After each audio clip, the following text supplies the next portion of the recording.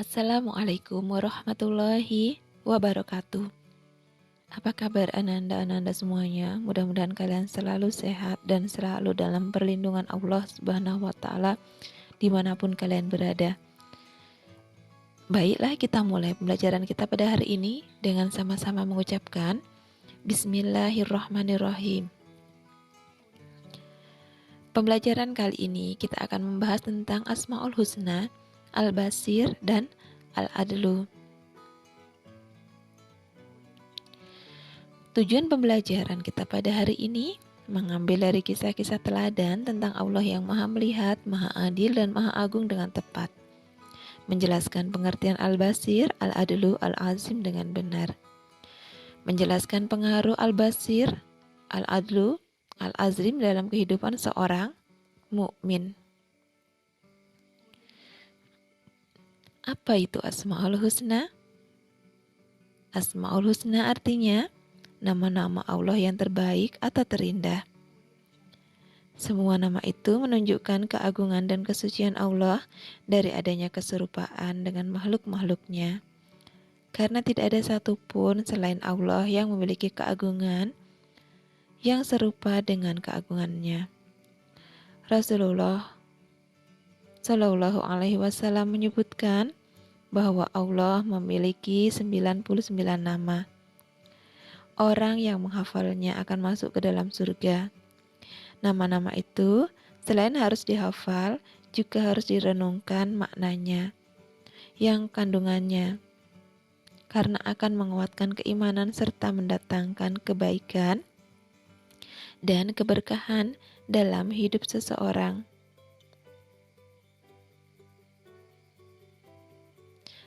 Al-Basir atau yang disebut dengan Allah Maha Melihat, membaca kisah Ustadz Saiful dan Fadel dalam halaman 53. Ustadz Habib adalah seorang guru PAI yang baik. Pada suatu hari, Ustadz itu mendatangi Fadel, Ahmad, dan Saiful yang sedang mengobrol. Sambil tersenyum, guru tersebut menyapa mereka sambil mengeluarkan 3 bungkus coklat. Anak-anak, maaf, Ustadz hanya membawa 3 coklat saja.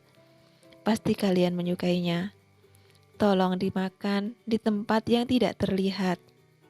Ustadz khawatir teman-teman kalian nanti iri. Pergilah. Ketiga siswa segera pergi mencari tempat yang tersembunyi sambil mengucapkan terima kasih. Sementara Ustadz Habib duduk di tempat duduk yang mereka tempati. Beberapa menit kemudian, Ahmad dan Saiful kembali ke tempat semula. Mereka duduk dan mengobrol dengan Ustadz Habib. 10 menit kemudian, Fadel baru muncul dengan raut muka yang sedikit murung. Kok lama, Del? Habis coklatmu. Nih, masih utuh di kantongku. Ustadz Habib yang mengamati tingkah laku murid-muridnya berdiri dan bertanya, kenapa coklatnya tidak dimakan? Pak Ustadz, aku mencari tempat yang tidak terlihat, tetapi di setiap tempat yang tersembunyi, aku merasa Allah melihatku, malaikat-malaikat juga. Aku tidak menemukan tempat yang tersembunyi, jadi terpaksa deh coklatnya tidak dimakan. Dengan tersenyum, Ustadz Habib mengepalkan tangan dan berkata, yes, kamu berhasil, Del. Ustadz Habib pun memeluk Fadel.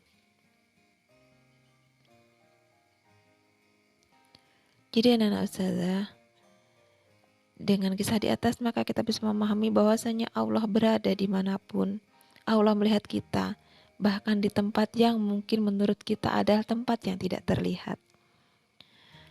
Baik, kita belajar tentang Al-Basir. Apa itu Al-Basir?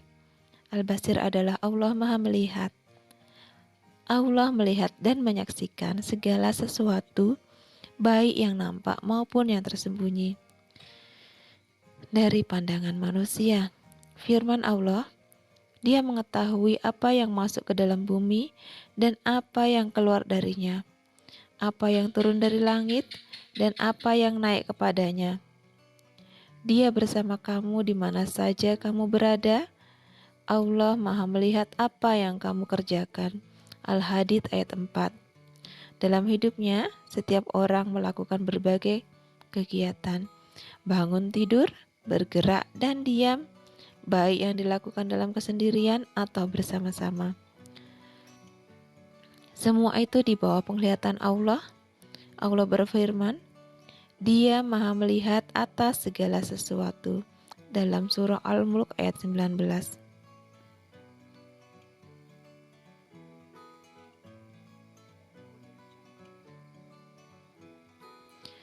Pengaruh Al-Basir bagi seorang muslim. Jika mengerti dan merenungkan makna Al-Basir dengan baik, pasti kita akan tidak akan berani melakukan perbuatan dosa. Bagaimana mungkin mendurhakai Allah, padahal Allah melihatnya. Dalam kisah Ibrahim dan seseorang Ibrahim bin Adam adalah seorang ahli ibadah. Pada suatu hari, ada seseorang yang bertanya kepadanya tentang tempat yang nyaman untuk maksiat. Jika engkau ingin maksiat kepada Allah, carilah tempat yang tidak terlihat oleh Allah, kata Ibrahim.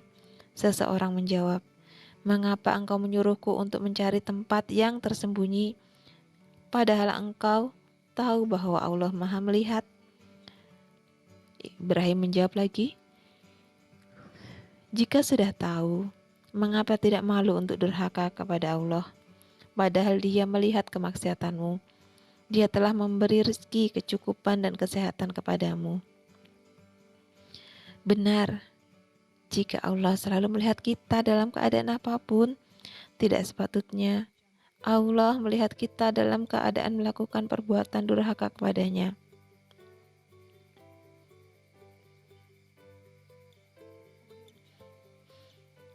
Jika seseorang merasa dalam pengawasan Allah, pastinya dia akan menjalankan ajaran agama dengan sebaik-baiknya, ikhlas dalam beramal, sehingga tetap beramal meskipun sedang sendiri, malu kepada Allah, sehingga tidak berani melakukan perbuatan dosa.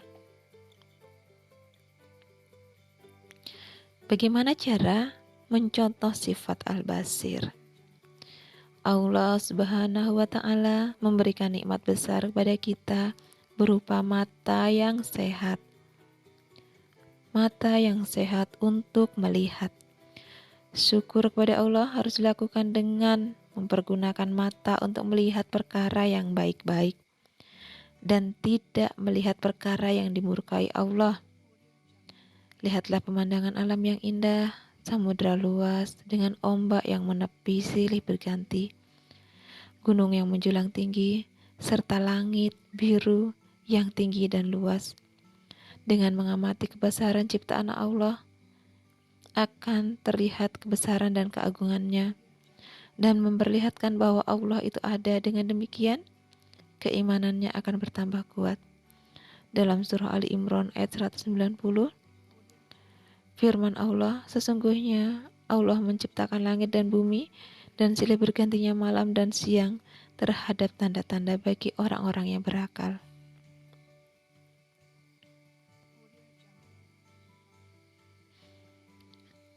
Asmaul Husna yang kedua adalah Al-Adlu, artinya Allah Maha Adil.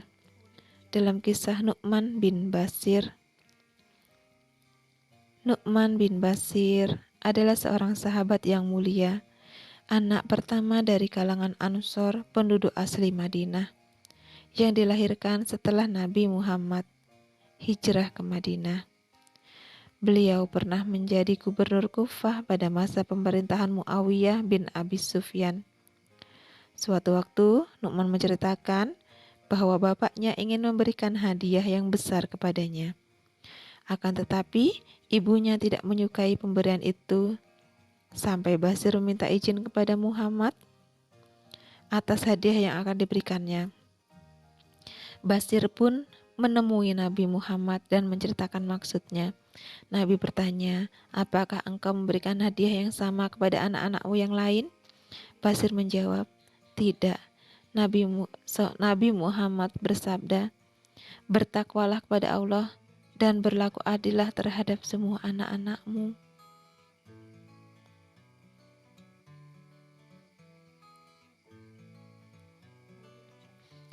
Al-Adlu. Apa itu Al-Adlu? Al-Adlu adalah salah satu nama Asmaul Husna yang artinya Allah Subhanahu wa Ta'ala Maha Adil. Allah memperlakukan hamba-hambanya dengan adil. Orang yang beramal saleh dibalas dengan kenikmatan surga sesuai dengan amal yang dilakukannya. Orang yang melakukan keburukan dibalas dengan siksa karena sesuai dengan keburukan yang dilakukannya. Adil berarti juga menempatkan sesuatu pada tempat yang semestinya dan memberikan segala sesuatu yang sesuai dengan haknya. Sebaliknya, menempatkan sesuatu yang tidak pada tempatnya dan tidak memberikan hak yang sepatutnya yang diterima oleh seseorang adalah kezaliman. Allah Subhanahu wa Ta'ala telah mengharamkan kezaliman pada dirinya. Dalam hadis qudsi, yakni wahyu Allah, selain Al-Quran yang diriwayatkan oleh Nabi dengan bahasanya sendiri, Allah berfirman, "Wahai hamba-hambaku, aku telah mengharamkan kezaliman kepada diriku. Aku telah menjadikan kezaliman itu sesuatu yang haram untuk terjadi di antara kalian. Oleh karena itu, janganlah kalian menzolimi atau saling menzolimi."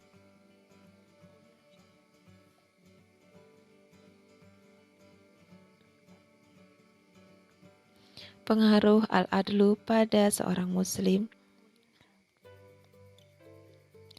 Keyakinan bahwa Allah Maha Adil akan melahirkan semangat beramal soleh. Meskipun terasa berat, misalnya di siang hari di bulan Ramadan sepulang dari sekolah, Dava melihat orang yang sedang minum es campur, segar. Padahal berpuasa di siang hari yang panas baginya terasa amat berat. Terlintas di pikirannya, enak juga orang yang tidak puasa. Sementara itu dirinya harus menahan diri dari makan dan minum di siang hari selama sebulan penuh. Akan tetapi Dava langsung istighfar. Astaghfirullahaladzim. Dia sadar bahwa nikmatnya dunia orang yang tidak berpuasa itu bersifat semu. Sementara, tidak seberapa, hanya menghilangkan haus sementara, tetapi akan mengantarkannya ke dalam siksa neraka di akhirat nanti. Orang yang berpuasa, meskipun di dunia merasa haus pada siang hari, tetapi di akhirat akan mengantarkannya ke surga. Ada satu surga untuk orang berpuasa. Surga apakah itu? Iya, namanya surga Ar-Royan, yaitu pintu surga khusus untuk orang-orang yang berpuasa. Orang yang memasukinya tidak akan haus untuk selama-lamanya. Subhanallah. Dava yakin Allah yang Maha Adil akan memberikan surga kepada orang yang berhak, yaitu orang yang beriman dan beramal soleh. Akan tetapi neraka akan diberikan kepada orang yang berhak pula karena dosa yang dilakukannya. Dalam firman Allah surah Toha, siapa yang mengerjakan amal-amal saleh dalam keadaan beriman, dia tidak khawatir akan perlakuan yang tidak adil terhadapnya, dan tidak pula akan pengurangan haknya. Keyakinan bahwa Allah Maha Adil juga akan melahirkan ketenangan dalam menghadapi kezaliman di dunia. Baginya, meskipun kezaliman menimpa di dunia, kelak Allah akan memutuskan perkara dengan seadil-adilnya. Dia ridho menjalani cobaan sambil berharap semoga penderitaannya menjadi tabungan amal untuk bekal hidup di akhirat. Mencontoh sifat Al-Adlu. Bagaimana caranya mencontoh sifat Al-Adlu? Orang yang merenungkan sifat Al-Adlu akan menyadari pentingnya berbuat adil dalam menunaikan kewajiban kepada setiap orang. Sebab manusia memiliki kewajiban kepada Allah, kepada dirinya, kepada orang-orang dekatnya, dan kepada dan kepada manusia secara umum. Allah telah mengatur semua hak dan kewajiban itu di dalam ajaran Islam. Orang yang mengamalkan ajaran Islam berarti menjalankan keadilan, sebaliknya orang yang melanggar ajaran Islam berarti telah melakukan kezaliman. Selain berisi keadilan, ajaran Islam juga merupakan kebaikan dan keindahan beribadah kepada Allah, berbuat baik kepada orang tua, menghormati orang yang lebih tua, menyayangi yang lebih muda, merupakan anjuran kebaikan dan keindahan. Sebaliknya, perbuatan dosa dan permusuhan merupakan keburukan sehingga Allah melarangnya. Oleh karena itu, kita wajib berlaku adil dengan menjalankan perintah Allah dan menjauhi semua larangannya.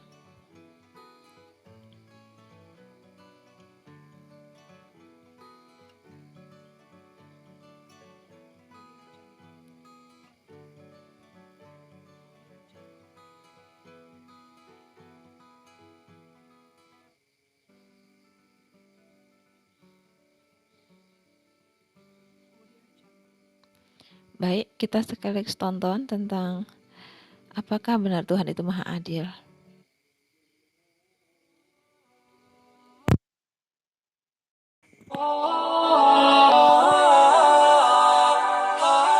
Seorang petani, dia selesai bekerja di ladang, istirahat. Dia tidur di bawah sebuah pohon beringin. Di sebelah pohon beringin itu ada pohon labu. Dia berpikir, kalau saya lihat-lihat Tuhan gak adil, katanya. Masa pohon beringin pohonnya besar, buahnya kecil. Pohon labu pohonnya kecil, buahnya gede. Tuhan bukan arsitek ulung ini.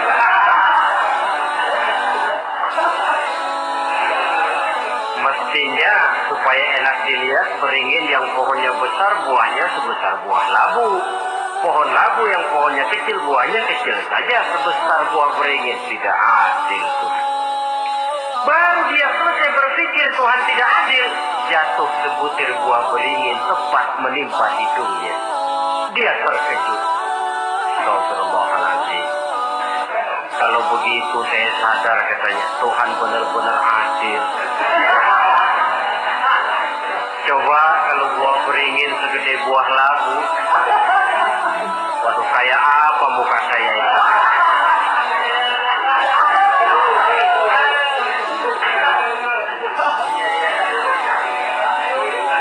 Baru terbuka pandangan matanya setelah berhadapan dengan kenyataan. Baru keluar respek. Allah benar-benar adil. Padahal semenit yang lalu dia masih berkata, Tuhan bukan arsitek ulu. Tapi semenit kemudian setelah berhadapan dengan kenyataan yang real dia hadapi, oh, Allah benar-benar adil.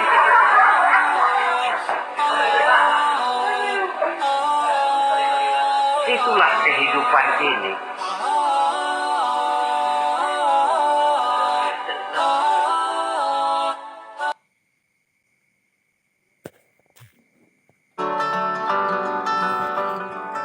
Baik,